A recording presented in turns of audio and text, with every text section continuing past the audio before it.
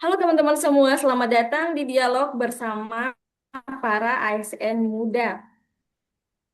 Hari ini kita akan mengangkat tema tentang bela negara di era modern dalam perspektif wawasan dan kebangsaan. Sebelumnya, perkenalkan nama saya Elis Komalasari, Sarjana Ekonomi dari instansi Satuan Polisi Pamung Praja dan Pemadam Kebakaran Pemerintah Kabupaten Guru. Kepada narasumber yang lain, boleh untuk memperkenalkan dirinya masing-masing. Silahkan. Ya, saya Nurina Aswad dari Dinas Perumahan dan Kawasan Permukiman. Halo teman-teman semua, saya Menjadi Fitriawan dari Dinas Perumahan dan Kawasan Permukiman. Baik, saya Anjani Niswati Sabila Atamimi dari Dinas Satuan Polisi Pamung Praja dan Pemadam Kebakaran. Oke, halo, karena semua sudah memperkenalkan dirinya, kita masuk pada statement materinya yaitu jadi di sini pada hari ini kita akan membahas tentang sikap dan perilaku bela negara. Lalu dilanjutkan dengan isu kontemporer dan kesiapan bela negara. Apa itu wawasan kebangsaan? Kita langsung saja kepada narasumber yang pertama yaitu Nurlina Aswad. Silahkan. Oke, halo Sobat ASN. Kali ini topiknya yaitu Halo. wawasan kebangsaan. Nah, sebagai ASN, kita bukan hanya dituntut memiliki kompetensi teknis, tapi juga harus memiliki karakter, integritas, dan semangat nasionalisme yang kuat. Salah satu fondasi utama untuk membentuk karakter tersebut adalah wawasan kebangsaan. Nah, kebangsaan cara pandang dan sikap kita sebagai bagian dari bangsa Indonesia dalam mengutamakan persatuan dan kesatuan, serta kepentingan bangsa dan negara di atas pribadi maupun golongan.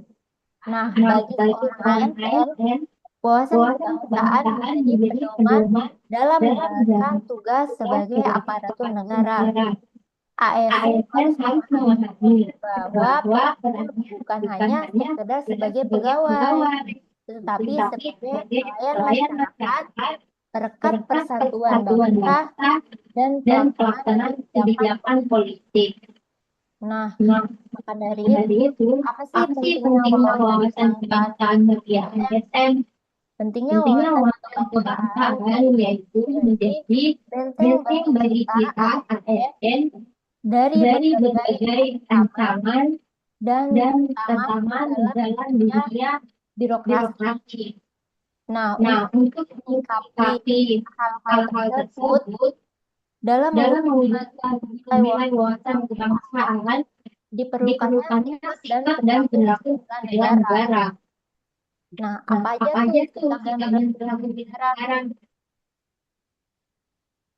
Jadi untuk sikap perilaku dan bela negara saya yang akan menjelaskan yaitu bela negara sebelumnya pengertiannya adalah sikap dan tindakan warga negara yang dilandasi dengan cinta tanah air serta kesadaran menjaga kedaulatan bangsa sebagaimana dimaksudkan dalam Undang-Undang Dasar 1945.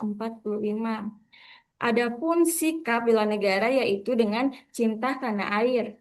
Cinta tanah air itu bisa kita implementasikan dengan cara memakai baju batik, bangga terhadap negara Indonesia, menjaga warisan budaya, dan lain-lain. Sedangkan poin kedua yaitu sadar berbangsa dan bernegara. Sadar berbangsa dan bernegara berarti kita contohnya bisa menjaga persatuan dan toleransi karena di negara Indonesia ini kan kita hidup beraneka suku, beraneka bahasa, beraneka agama. Maka dari itu kita harus menjaga jangan sampai terjadinya konflik. Kita harus menjaga bangsa dan negara kita tetap aman. Kita masuk kepada poin yang ketiga yaitu setia kepada Pancasila, yaitu dengan kita menaati aturan. seperti peraturan perundang-undangan atau contoh kecil di jalanan kita menaati eh, peraturan lalu lintas seperti itu. Sedangkan kita masuk kepada keempat yaitu rela berkorban untuk bangsa dan negara, yaitu kita sebagai ASN kita harus mengutamakan kepentingan umum sebelum kepentingan diri kita. Lanjut pada poin yang terakhir yaitu disiplin dan taat hukum. Nah, itu kan sikap dan perilaku dari nilai-nilai kebangsaan, wawasan kebangsaan nih. Dalam kita menerapkan nilai dan sikap itu kan pasti ada tantangan dan ancamannya. Kira-kira untuk pada zaman saat ini tuh apa aja sih tantangannya? Nah, ketika kita berbicara tentang tantangan, kita berbicara tentang isu. Nah, isu ini tidak terpisahkan dari ketika kita berbicara juga tentang bela negara, kita juga berbicara tentang apa yang kita bela dan dari apa seharusnya negara kita bela. Jadi, dalam poin ini ada satu materi yang selayaknya kita pahami, yaitu tentang isu kontemporer. Nah, apa itu isu kontemporer? Dia merupakan persoalan atau dinamika yang sedang berkembang di masa ini, bersifat aktual, bersifat kompleks, dan dapat berdampak terhadap kehidupan masyarakat dan tata kelola pemerintahan, tentunya kita sebagai ASN. Nah, isu ini muncul sebagai konsekuensi dari perubahan global, perkembangan teknologi, dinamika politik, krisis lingkungan misalnya, serta tentunya tuntutan masyarakat yang semakin kritis dalam berpikir dan partisipatif. Nah, dalam konteks pemerintah, isu kontemporer bukan hanya sekedar wacana publik, tapi menjadi tantangan strategis yang harus direspon melalui kebijakan dan tindakan nyata. Nah, disinilah kita sebagai ASN menjadi sangat penting sebagai pelaksana kebijakan publik dan pelayanan masyarakat. Nah, adapun isu-isu kontemporer yang masih hangat sampai sekarang, walaupun kita sudah masuk ke era digital atau zaman semakin berkembang, namun isu-isu ini tetap hangat, yaitu misalnya seperti korupsi, narkotika, ada radikalisme atau terorisme, ada money laundering atau pencucian uang, proxy war, terus yang terakhir itu ada berupa cybercrime, hoax, dan hate speech. Nah, karakter-karakter isu kontemporer ini, dia itu memiliki ciri-ciri tertentu tuh. Salah satunya yaitu cepat berubah, bersifat multidimensial. Jadi dampaknya bukan hanya berdampak pada satu hal, tapi bisa multiplier effect. Jadi hal-hal lain bisa terkena juga. Ya, selanjutnya yaitu ada mengandung ketidakpastian, membutuhkan kolaborasi, dan menuntut adaptasi dari sebuah kebijakan. Nah, itulah yang membuat kita sebagai seorang ASN tidak lagi bekerja secara administratif tentunya, tetapi kita harus bekerja sebagai problem solver, inovator, dan kolaborator. Jadi dalam membela negara, hal yang harus kita pahami dulu, dalam hal-hal apa sih negara harus dibela? Nah, isu-isu kontemporer inilah yang menjadi poin khusus yang harus kita lawan dan yang harus kita persiapkan juga di kesiapan dalam bela negara. Nah, terkait kesiapan bela negara, mungkin dari teman-teman materi lain bisa menyampaikan lebih jelas tentang ini. Baik, kesiapan bela negara ya. Kalau kesiapan bela negara, kalau dengar kata bela negara, ya mungkin yang terlintas di kepala kita itu seragam, baris berbaris, angkat senjata, ya kan? Dulu saya juga berpikir seperti itu. Tapi ternyata bela negara itu jauh lebih dekat dari yang kita kira.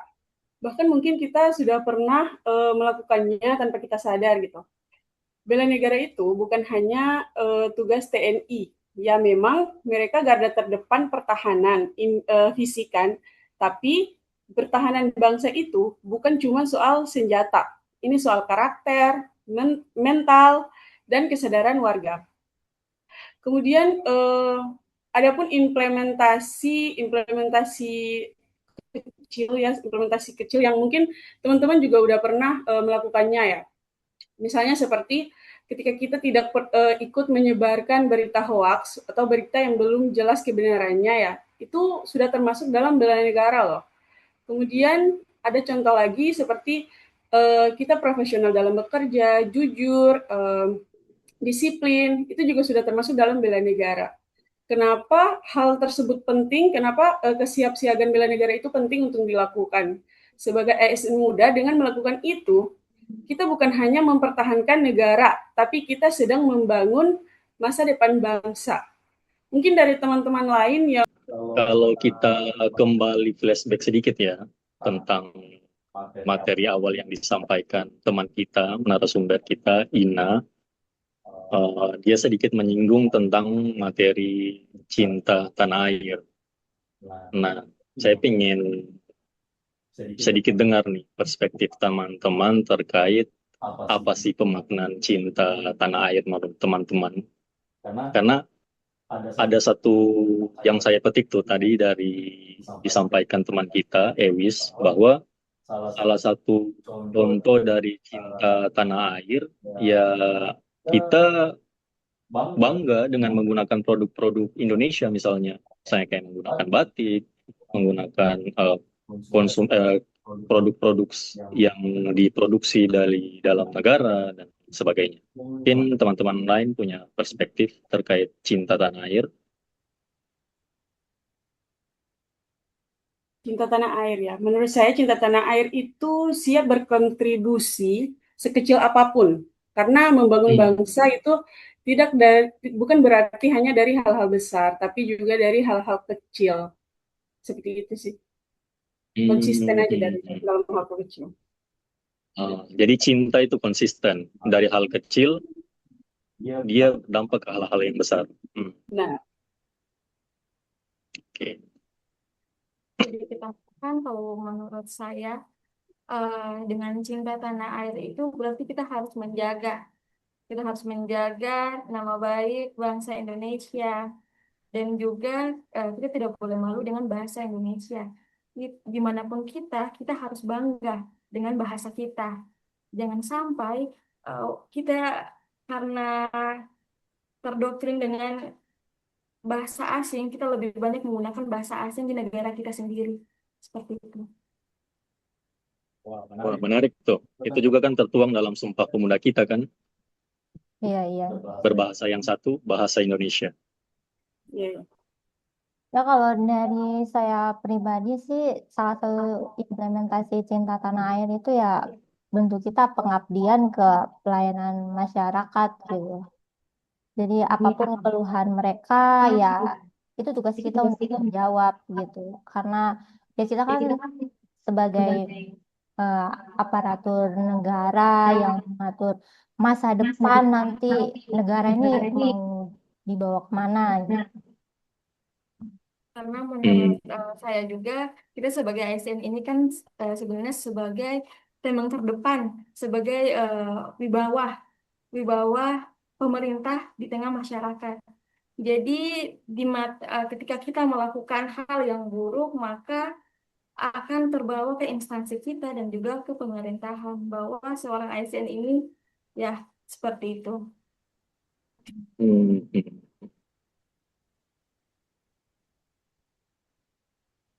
Poin Poin pentingnya pentingnya adalah adalah kita sebagai ASN, mari kita mari kita jadikan jadikan wawasan kebangsaan sebagai pedoman, pedoman, sikap dan sikap dan perilaku perilaku kita kita dalam dalam bela bernegara negara sebagai sebagai titipan titipan serta serta kesiapan kesiapan bela negara kita kita sebagai sebagai komitmen komitmen demi demi menjaga menjaga keutuhan keutuhan negara negara kesatuan Republik Indonesia.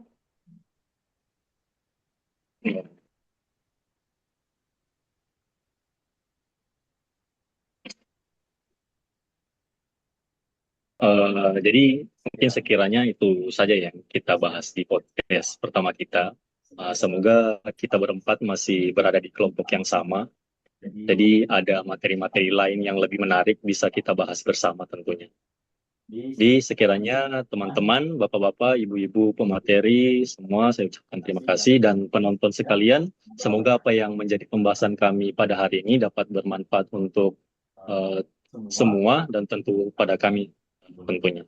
Sekian mungkin saya mewakili teman-teman yang lain, teman-teman narasumber yang lain mengucapkan mohon maaf jika di podcast kami memiliki kekurangan. Saya ucapkan mohon maaf dan saya tutup dengan wabillahi taufiq wal hidayah. Wassalamualaikum warahmatullahi wabarakatuh. Bye bye. Waalaikumsalam warahmatullahi wabarakatuh. Waalaikumsalam warahmatullahi wabarakatuh.